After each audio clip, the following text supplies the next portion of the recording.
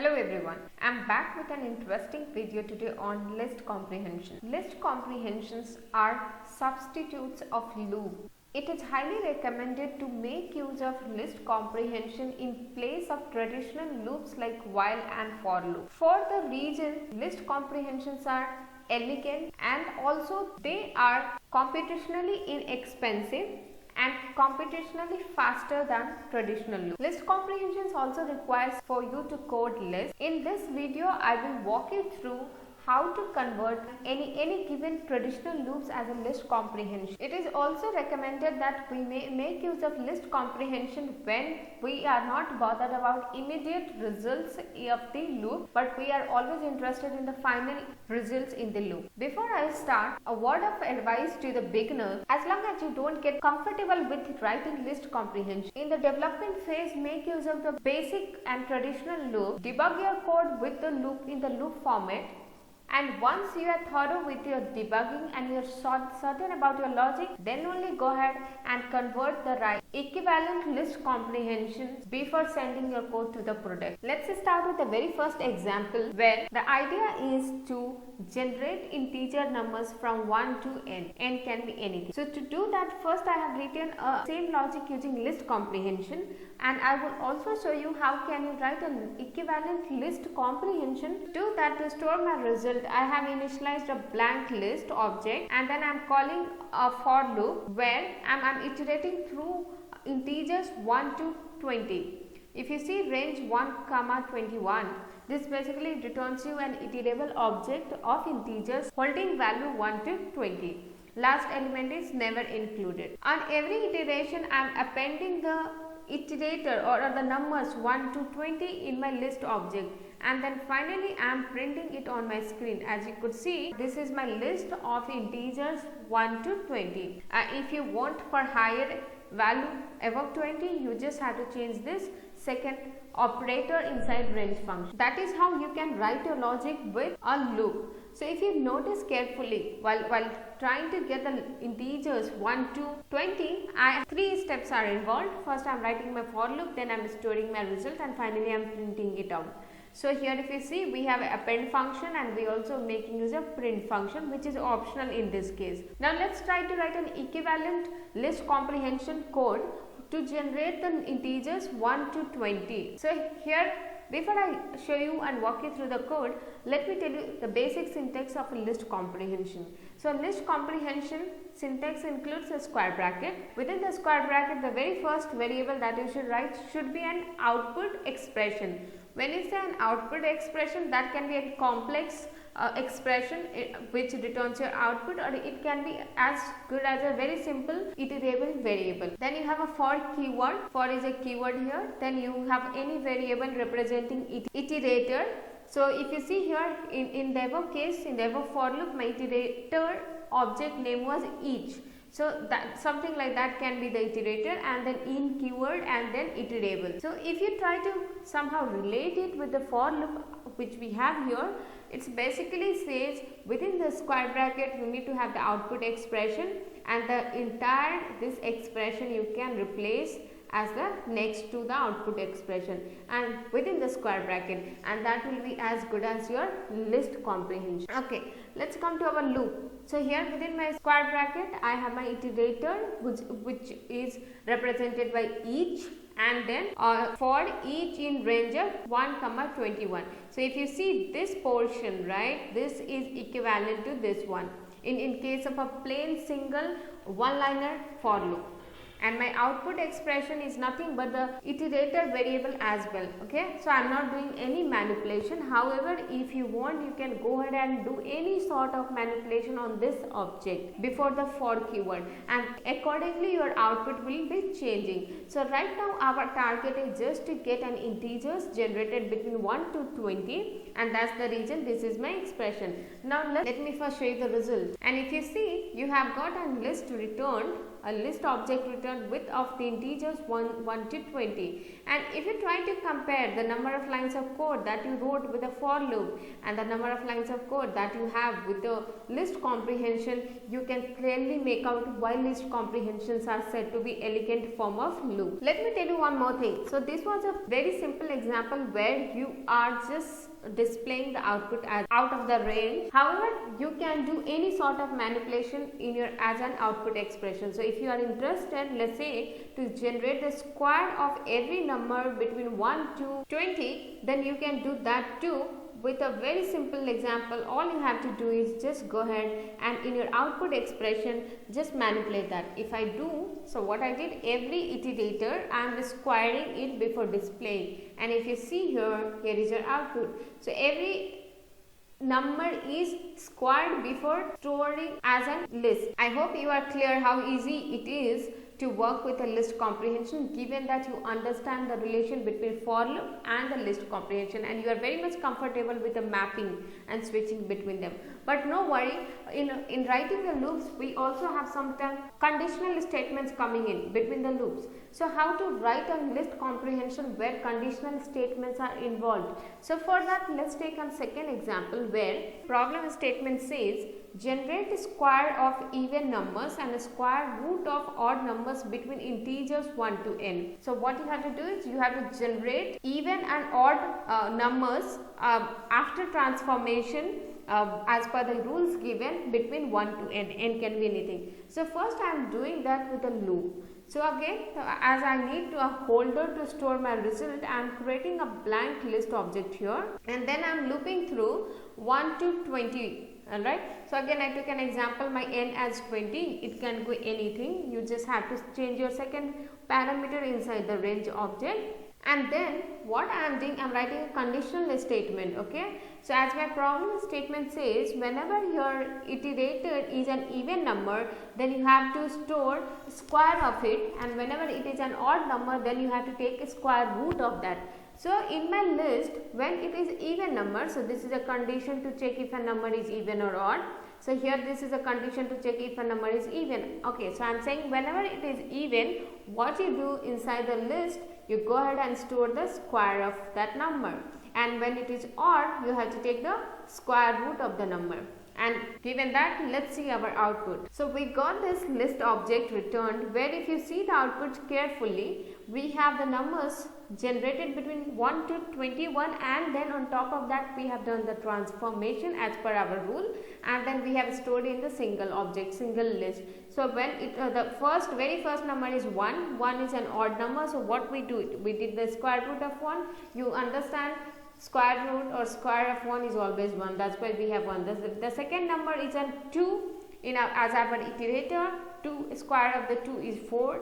The third number is 3, 3 is an odd number, square root of 3 is 1.73, and so on. The last number is 20, 20 is an even number, square of 20 is your 400. So this is how we have built this logic using traditional for loop. Now let's try to write the same logic with a list comprehension. So here is my logic for if else combination along with a loop with a list comprehension. So what I have done here, so for typing, to make the things easy, let's consider all this as our output expression.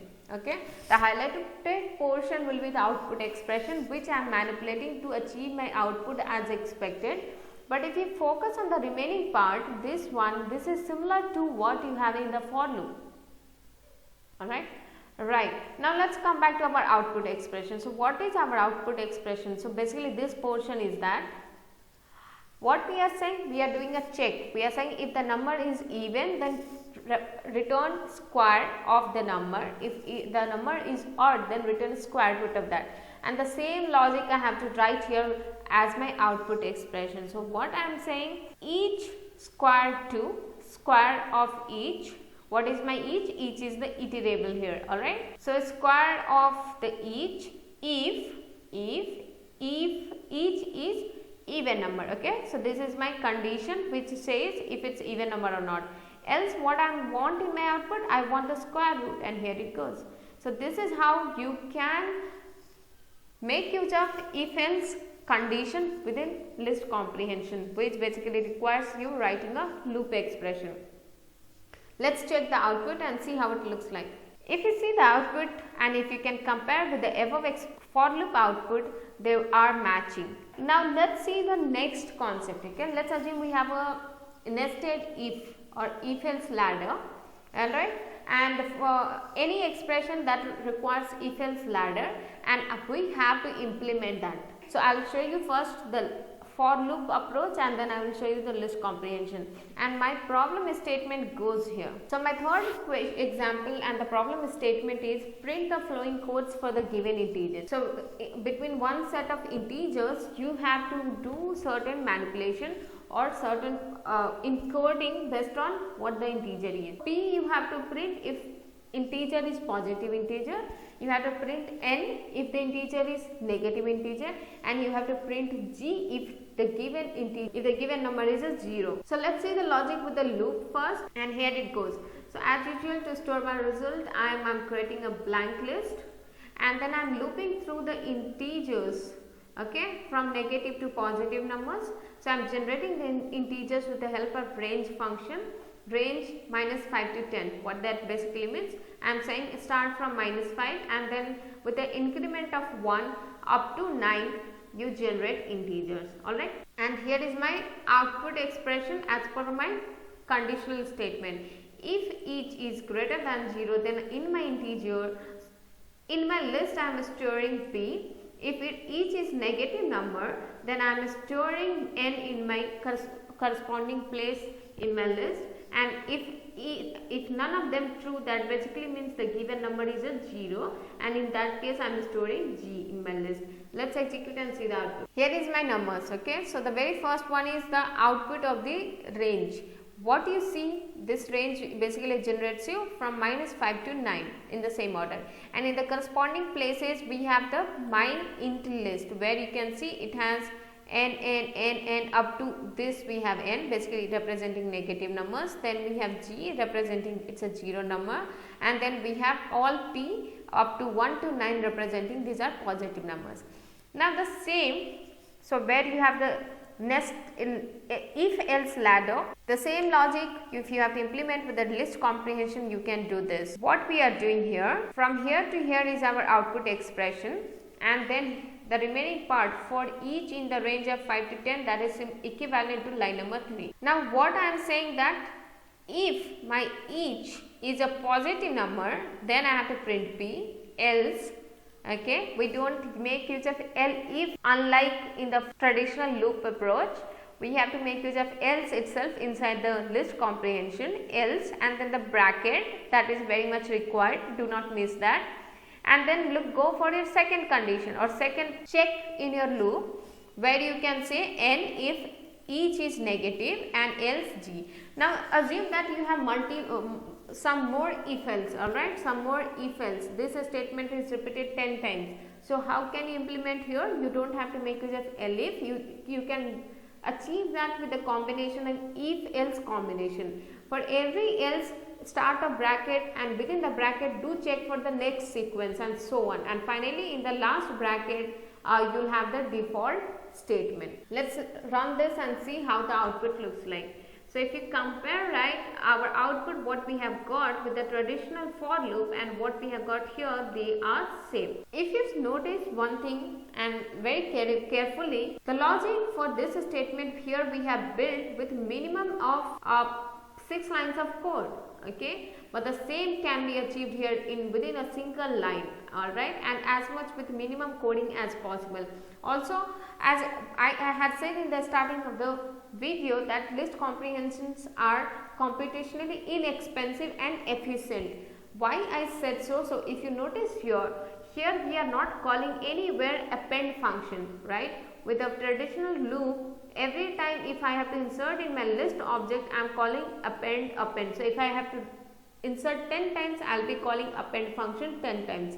But here those append functions are not at all called even once, and that is the reason with the list comprehension approach you avoid lot of small functions calling in between, and that makes the list comprehension very efficient, powerful loops. Now let's see the next example where I will try to show you how can you convert multiple or nested loops as a list comprehension. So take a very simple example where you have to print a multiple table of 4 from 1 to 10, right? So all of you remember from your childhood, if tables includes we have learned multiplication tables, right? And here I am asking you to write a multiplication table of 4.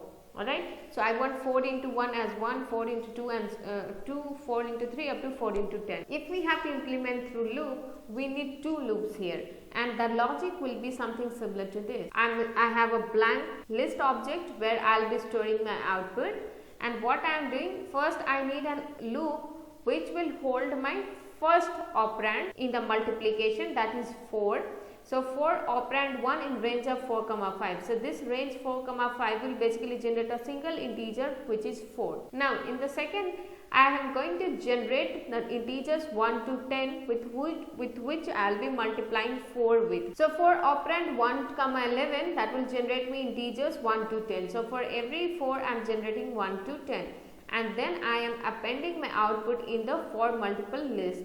And I am just storing the final output, okay. I am not interested in displaying on the screen in a better form, but rather I am interested in the final output. That's I am doing. However, you can do print manipulation as per your requirement. So if for every combination operand 1 and operand 2 I am multiplying and finally storing in my list object. Let's see the output. So if you see, we have a multiple of 4 tables, 4, 8, 12, 16, 20, 24, 28, 32, 36, 48.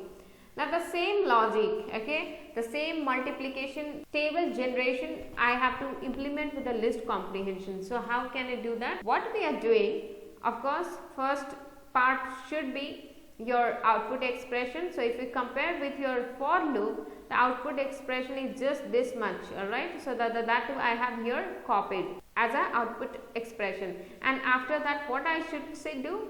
Take your for loops from the outermost to the innermost as it is and place it one after another. So the first part is for operand 1 in range 4, 5. The second part is again this part, the innermost loop, and that you have to place here.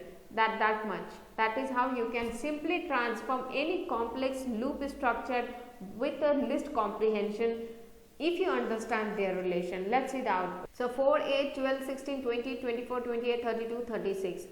Yes, I don't have 40 here because of this mistake. Now see the output, we got that. So if you compare the output what you have got with the list comprehension and the loops, the output remains same. However, the number of code and the number of lines of code that you have written with the list comprehension and with the loops, that varies. Alright guys, I hope you are now comfortable in converting any complex loops and replacing that with equivalent list comprehensions. As I said, list comprehensions are very powerful, efficient and computationally inexpensive. During your development, do make use of loops for your logic debugging.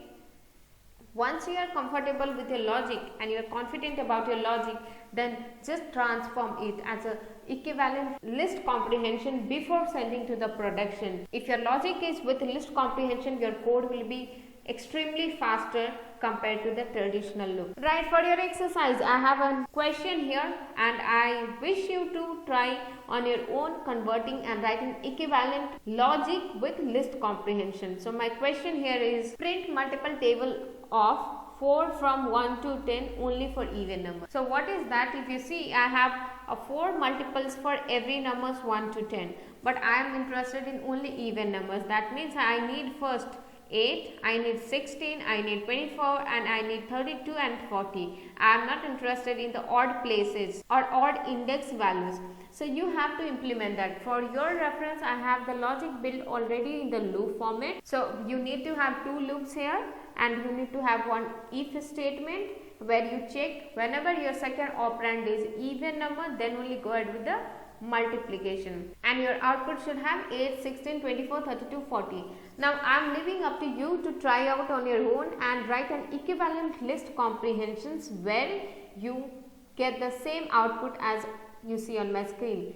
So try this out, let me know your input in the comment box, and if you want the solution to be shared, let me know that too. Till then, happy learning.